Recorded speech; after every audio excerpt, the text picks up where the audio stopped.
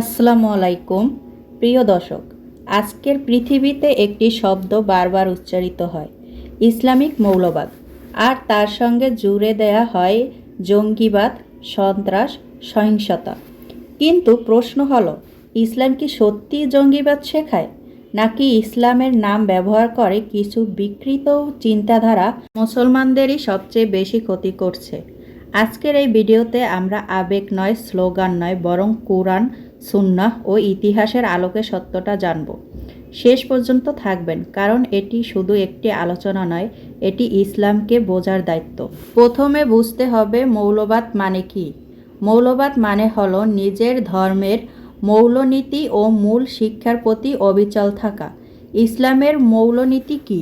তাওহীদ, নামাজ, ন্যায় বিচার, মানবিকতা, দয়া ও ক্ষমা।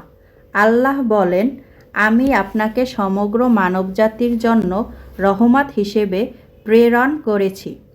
সূরা আম্বিয়া 107 নম্বর আয়াত। ولو شاء الله ما أشركوا وما جعلناك عليهم حفيظا وما أنت عليهم بوكيل। আর আল্লাহ চাইলে তারা শিরিক করত না। আমি আপনাকে তাদের উপর রক্ষক নিযুক্ত করিনি এবং আপনি তাদের উপর কর্মবিধায়কও নন।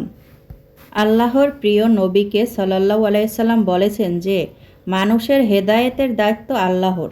নবী হিসেবে তার কাজ শুধু সত্য পৌঁছে দেয়া, দাওয়াত দেয়া। কেউ যদি তা গ্রহণ না করে তবে তার জন্য নবী দায়ী নন।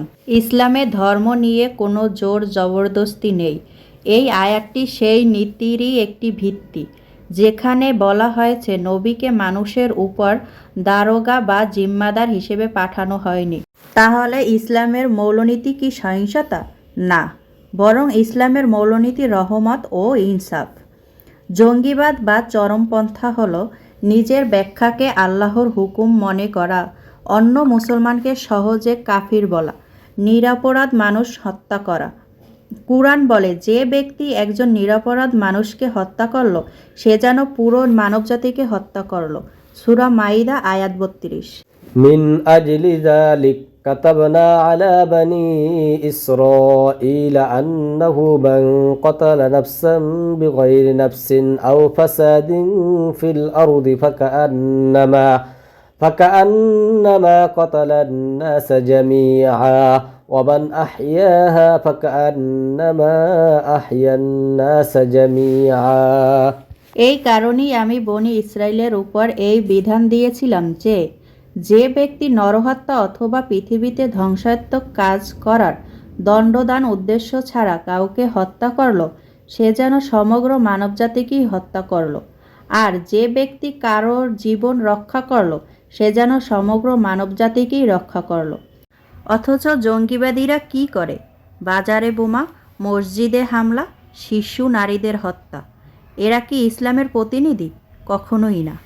কি সহিংসতার অনুমতি দেয়? ইসলামে যুদ্ধের অনুমতি আছে, কিন্তু শর্তহীন।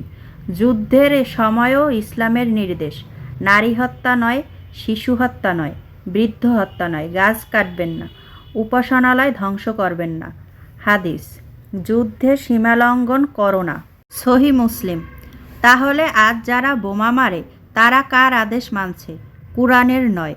কেন কিছু যুবক জঙ্গিবাদীদের দিকে ঝুঁকে? কারণগুলো হলো অজ্ঞতা, ইসলামের সঠিক জ্ঞান না থাকা, আবেগের ভুল ব্যবহার, রাজনৈতিক অন্যায়, সোশ্যাল মিডিয়ার ভুল দাওয়াত, সহজ জান্নাতের মিথ্যা প্রতিশ্রুতি। অথচ রাসূল সাল্লাল্লাহু আলাইহি সাল্লাম বলেছেন, তোমরা সহজ করো, কঠিন করো না। ইসলাম কখনো বলে না মানো নইলে মারো। ধর্মের কোনো জবরদস্তি নেই। সূরা বাকারা আয়াত 256। لا إكراه في الدين قد تبين الرشد من الغي فمن يكفر بالطاغوت ويؤمن بالله فقد استمسك بالعروة الوثقى لا انفصام لها والله سميع عليم। দীন ইসলাম গ্রহণের ব্যাপারে কোনো জোর জবরদস্তি নেই। নিশ্চয়ই ভ্রষ্টতা থেকে সঠিক পথ সুস্পষ্ট হয়ে গেছে। সুতরাং যে ব্যক্তি তাগুতকে অস্বীকার করে এবং আল্লাহর উপর ঈমান আনবে, সে এমন এক মজবুত হাতল ধরল যা কখনো ভাঙার নয়। আর আল্লাহ সর্বশ্রোতা, সর্বজ্ঞ। রাসূল সাল্লাল্লাহু আলাইহি সাল্লাম মক্কা বিজয়ের দিন ক্ষমা করেছিলেন সেই শত্রুদের যারা তাকে নির্যাতিত করেছিল। এটাই ইসলামের শক্তি। আমাদের করণীয় কি? প্রিয় মুসলমান ভাই বোনেরা, আজ আমাদের দায়িত্ব কুরআন সুন্নাহ নিজে শিখা, আবেগ নয় জ্ঞান দিয়ে ইসলাম বোঝা, জঙ্গিবাদকে স্পষ্টভাবে প্রত্যাখ্যান করা, শান্তিপূর্ণ দাওয়াত চালিয়ে যাওয়া। ইসলাম কোনো জঙ্গি ধর্ম নয়। ইসলাম কোনো রক্তপিপাসু মতবাদ নয়। ইসলাম হলো ন্যায়, দয়া, ভারসাম্য, মানবতার ধর্ম।